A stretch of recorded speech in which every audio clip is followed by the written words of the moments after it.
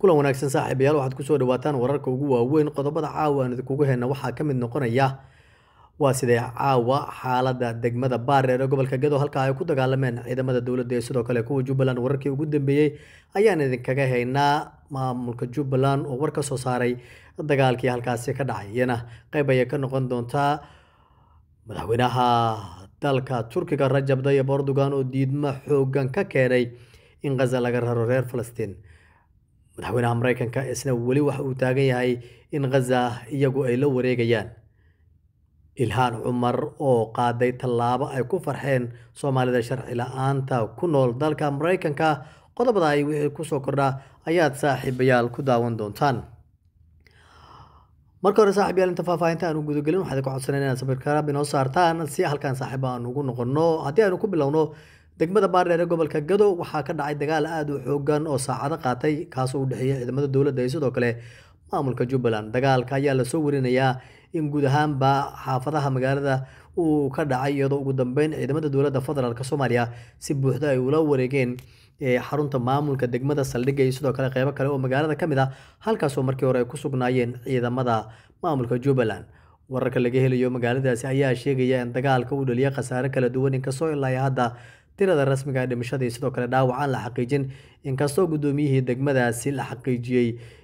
dhawaan dowladdu ay magacaawday inuu geeriyooday hase yeeshee dhaawacyada iyo sidoo kale dhimashada kale weli si rasmi ah looma xaqiijin dowladda federaalka Soomaaliya dhinaceeda marka la eego weli wax war kama aanay soo saarin dagaalkii halkaasi ka dhacay gaar ahaan degmada Baareer balse maamulka Jubbaland oo war soo saaray ayaa iyagu waxa ay war ka soo saareen ama sheegeen dagaalkii ka dhacay saakay gudaha degmada Baareer ee gobolka Gedo kaas oo dhaxeeyay ciidamadooda sidoo kale kuwa dowladda federaalka Soomaaliya Jubbaland ayaa shaaca ka qaaday in weerarka ay soo qaadeen ciidamo ka amar qaata madaxweyne Xasan Sheekh Maxamuud ayna beegsadeen xarunta maamulka degmada sida lagu sheegay qoraal ka soo baxay ama lagu daabacay telefishinka ku hadla afka maamulka Jubbaland kooxda Xasan Sheekh Maxamuud oo wali wadaha gardaamo iyo sidoo kale kala qaybin ay ka dhex wadaan bulshada reer Jubbaland ayaa saakay waa berigii dagaal ku soo qaaday xarunta degmada Baareer oo ay ku sugnaayeen maamulka degmada ayaa lagu yiri qoraal ka soo baxay maamulka Jubbaland sidoo kale qoraalka waxaa lagu sheegay wali xarunta degmada ciidamada maamulka Jubbaland ayaa ku sugan balse dagaalka gudaha magaalada iyo sidoo kale guud ahaan xaafadaha ayuu ku faafay Jubbaland dhinaceeda iyadu war-saxaafadeedkan waxay ku xaqiijinaysaa in xarunta degmada sidoo kale qaybaha kale ee magaalada iyagu hadda si buuxda ay u hayaan inkastoo wararka madax bannaan maamulka Jubbaland uu sheegayo in ciidamada dowladda federaalka Soomaaliya si buuxda hadda gacanta ay ugu hayaan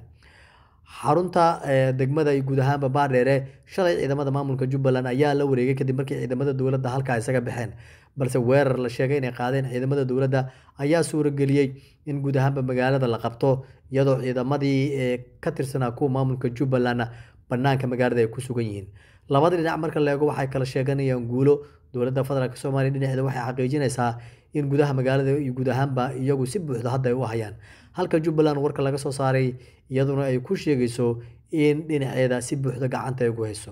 walow dadka deegaanka ay xaqiijinayaan in magaalada lagu arkayo ciidamada dowladda federaalka Soomaaliya dhaqdhaqaaqyo xoogan ayaa gudaha magaalada daafeedaba ka soconaya Jubbaland dhinaceeda waxay wadaa diyaar garowga ugu dambeeyay oo ku aadan in gudaha degmada si buuxda ay ula wareegto ciidamadeeda halka dowladda iyaduna howlgal ay wado caawa oo aad la hadlayno wararku waxa ay tilmaamayaan in dadka iyagu wadnaha farta ay ku hayaan oo ay ka baqayaan mar kale in halka dagaal uu ka dhaco gelinkii dambe ee maanta xaafadaha dhan dadka ku nool guryahooda ay ku xaroodeen ganacsiga magaalada sidoo kale socodka ayaa guud ahaan hakad galay dadka ayaa dhigta u taagan waxaana laga cabsi qabaa in gudaha magaalada mar kale dagaal uu ka qarxo madaxweynaha dowladda federaalka Soomaaliya Xasan Sheekh Maxamuud iyo sidoo kale maamulka Jubbaland madaxweynahooda Axmed Maxamed Islaam Madoobe ayaa labaduba waxay isku hayaan khilaaf aan wali xal laga gaarin oo ka dambeeyay dib u doorashada madaxweynaha maamulka Jubbaland Axmed Maxamed Islaam Madoobe waatii aan wada xasuusanno in raaska booni wixii ka dhacay ay qayb ka yihiin wali dagaalada hadda soconaya Axmed Madoobe dhinaciisa waxa uu sheegay in diyaar u yahay wada hadal in ay la galaan dowladda federaalka Soomaaliya balse ma muuqanayso in wada hadal labada dhinac u dhex mari karo maadaama xaaladdu ay ka sii darayso